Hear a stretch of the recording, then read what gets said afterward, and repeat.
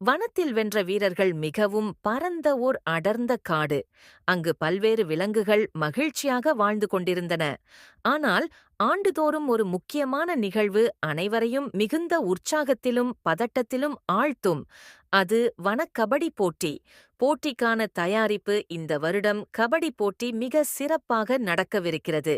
வனத்தின் இரண்டு பிரபல அணிகள் ஒருவருக்கொருவர் எதிராக விளையாட உள்ளன. 1. சிங்கங்களின் அரிச்சுவடி அணி தலைவர் ராஜன் சிங்கம். அணியினர் கார்த்திக் நரி, வீரன் கரடி, செம்புலி புலி, அட்டன் யானை, பாக்கி முயல், தோகை மரங்கொத்தி. 2.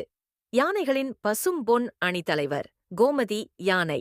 அணியினர் சீனா கோழி, புல்லன் மான், வேலன் குதிரை, குஞ்சி குரங்கு, பம்பி முயல், மொத்தி. கடவு போட்டி நடக்கவிருக்கும் இடம் வனத்தின் நடுப்பகுதியில் உள்ள பெரிய பசுமை மிகுந்த மைதானம்.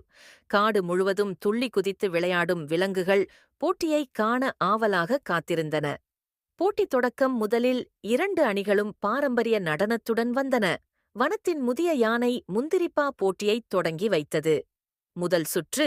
அரிச்சுவடி அணியிலிருந்து ராஜன் முதலில் குறுக்கு வரையை கடந்தான். பசும்பொன் அணியின் வீரர்கள் அவனை பிடிக்க முயன்றனர். ஆனால் தனது வனப்பும் வேகத்துடனும் ஒளிந்து மீண்டும் தனது மண் வந்துவிட்டான். இப்போது அந்த அணிக்கு முதல் புள்ளி. 2ஆம் சுற்று. பசும்பொன் அணியிலிருந்து வேலன் குதிரை சென்று எதிரணியைத் தாக்கினான். ஆனால் செம்புலி புலி தன்னுடைய மின்னல் வேகத்தால் பிடித்து வீழ்த்திவிட்டாள்.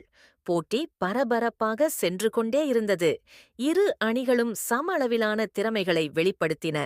யானைகள் மிகுந்த சக்தியால் விளையாட, சிங்கங்கள் தங்களின் மிக்க திறமையாலும் வேகத்தாலும் விளையாடின. கடைசி முடிவு முடிவடையும் தருவாயில் இரு அணிகளும் 19 புள்ளியில் இருந்தன. கடைசி முறையாக ராஜன் மீண்டும் சென்று புள்ளி சேர்த்தால்தான் வெற்றி. ஆனால் எதிரணியில் கோமதி யானை அவனை கட்டிக்கொண்டு விட்டது. அணியின் மற்ற வீரர்கள் வந்தும் ராஜனை காப்பாற்ற முடியவில்லை. ஆகவே பசும்பொன் அணி 20.19 என்ற புள்ளியில் வெற்றி பெற்றது. வனத்தின் கொண்டாட்டம் வெற்றியை அனைவரும் உற்சாகமாக கொண்டாடினர்.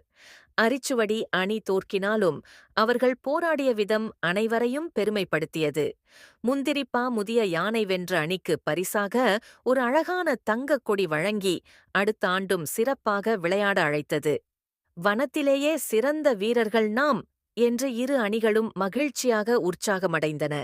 இந்த போட்டியால் வெற்றி மட்டும் முக்கியமல்ல, நல்ல விளையாட்டு உணர்வும் நட்பு உணர்வும் முக்கியம் என்பதை விலங்குகள் அனைவரும் உணர்ந்தன. முடிவு. இந்த போட்டியின் மூலம் வனம் ஒரு நாளைக்கு திருவிழா போல மாறியது. அடுத்த வருடம் வரும் கபடி போட்டிக்கு எல்லோருக்கும் பொறுமையில்லாமல் காத்திருக்கத் தொடங்கியது.